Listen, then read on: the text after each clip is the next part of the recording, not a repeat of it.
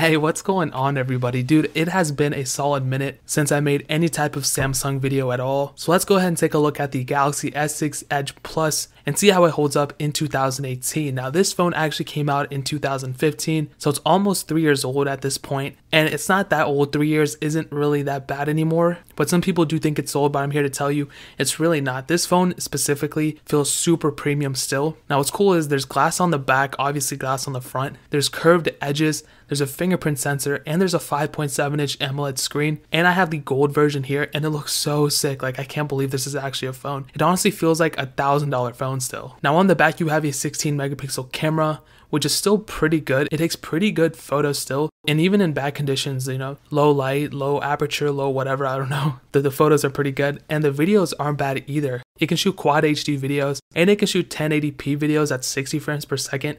My only knock to this camera is I think it could have handled more video resolutions, like 1080p at 120 frames per second, or even quad HD at 60 frames per second. But I don't know why they took the resolution down so much. I don't get it. Now turning it on, you have Android 7.0, which sucks because I'm pretty sure this phone was capable and able to handle Android 8.0. I don't know why it never got it. It could have handled it, but it sucks that Samsung stopped supporting this phone specifically, and they stopped supporting the S6 and S6 Edge. And that's probably the worst part about this phone. I mean, it had so much life left in it, and it still works and everything, but the fact that they just stopped supporting it kind of sucks. But as far as I know, there's a root and custom ROMs out for this thing as well. So I would highly suggest for you guys to go out and actually root it and ROM it if you're comfortable doing that. And overall performance is pretty good as well. You know, it has Exynos 7420 Blaze GPU. It has 4 gigabytes of RAM and an octa-core processor. So overall performance is great. It'll be able to handle anything you throw at it, multitasking between apps. If you're talking to your mom and your baby mama at the same time, it'll be able to handle all of that, no problem. And it goes without saying, gaming is also perfect as well. I mean, it's not perfect, but it's very, very good. This phone does heat up, which kind of sucks. I mean, I've noticed something about a lot of Samsung phones.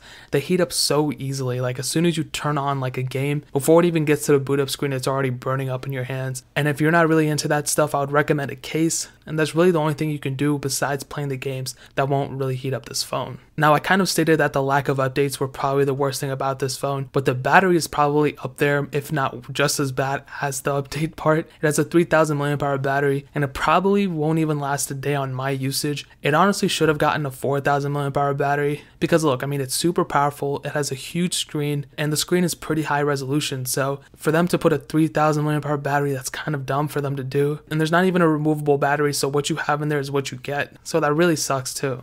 So is the Galaxy S6 Edge Plus worth it in 2018? I would say if you're looking for a super powerful phone, it feels super premium, you're going to have like a super dope phone in your hands, you're gonna have a great camera, and you don't really care about battery life or updates, then this phone is perfect. But there are just a few quirks that irk me the wrong way, like the battery life and the updates are kind of important to me, and there's no removable battery or removable storage, so what you get is what you get, you're locked in. And if those things bother you, then I would not recommend getting this phone. But would I personally go out and buy this in 2018? Putting all iOS and all those things set aside, if I was looking for a used phone right now for less than like $300-400, I could probably see this being on my list, even though there's some weird quirks with it. And guys, that is pretty much it. If you have any questions or anything like that, leave it down in the comment section below. Hit that like button, that'll mean so much, but definitely hit that subscribe button. As I said before, we just hit 40,000. I actually just started up another giveaway. I'm giving away some iPhones to you guys, so if you want to see that video, I'll leave a link in the description so you can get to that video, and also leave a link to the S6 Edge Plus so you can buy that in the description below as well. Make sure you enter the giveaway. 2 of you random people are going to get it, so it'll be pretty sick once I actually give those away. But more importantly than everything else, I love every single one of you guys, and hopefully I'll catch you guys